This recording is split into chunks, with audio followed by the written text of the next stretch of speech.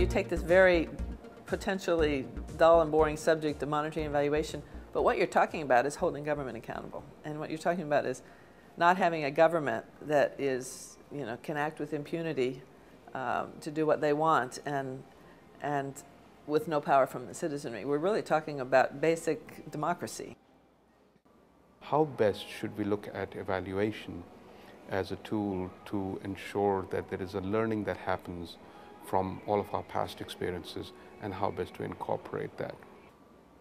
In the last 2 years, there's been a lot of conversation around accountability, creating transparency, especially, for the government.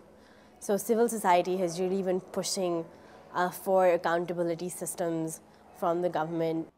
They must ask the right questions. The questions must resonate with people. If people want to know why the teachers are not participating in schools, why the clinics haven't got any drugs, evaluation should be looking at those types of issues. Now the evaluation is coming on board because they would like to know, the extent to which their public policies are responding to their citizens and to achieve, these development goals.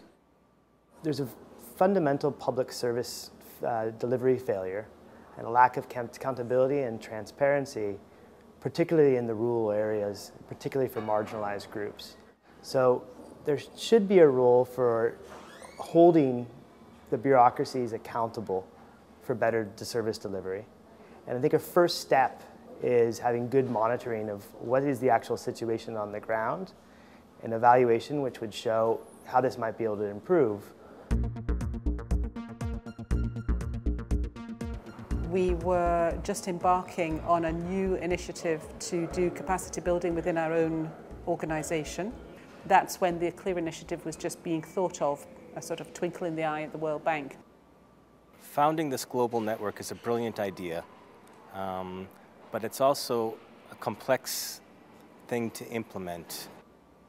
In the best of the worlds, we would like to see as much of evaluation being carried out by the partner organizations in the partner countries themselves.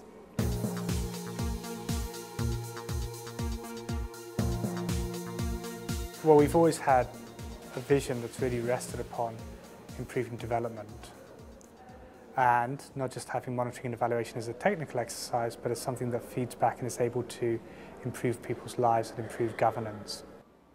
I think the Department of Health in South Africa, specifically in the area of HIV/AIDS, would be a department that has gone a long way towards utilizing evaluation, monitoring and evaluation methodologies to assess. L'évaluation n'est pas très développée. Or, il y a beaucoup de challenges et de défis au niveau aussi bien du gouvernement, des gouvernements, que de la société civile pour développer donc un système national ou un système local de suivi-évaluation. Particularly after CLEAR came to the picture, we have trained a number of government officers on issues to do with the monitoring, issues to do with developing indicators to measure performance. So we see some interest from the government side wanting to improve on monitoring and evaluation. We have persistent, completely unacceptable levels of poverty, although our economies are growing. We have many gaps in education, the access to opportunities, economic and social opportunities. So there are all these challenges that we have in common, and there are some tools that we can share to address what citizens want. Je pense que la chose la plus importante à faire dans l'année qui suit, c'est véritablement de renforcer la sensibilisation au niveau des dirigeants et des décideurs.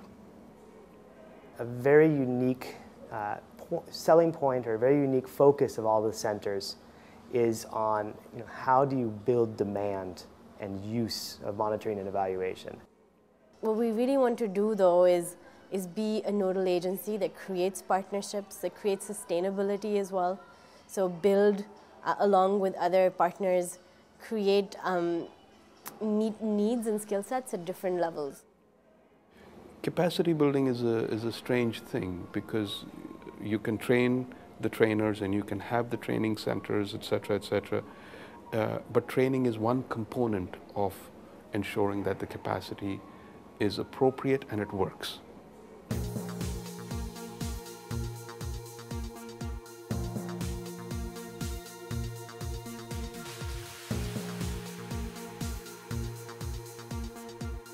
The strength of this initiative is that there are strong institutions with strong brands of their own, and they've wanted to apply to be part of something, a global initiative.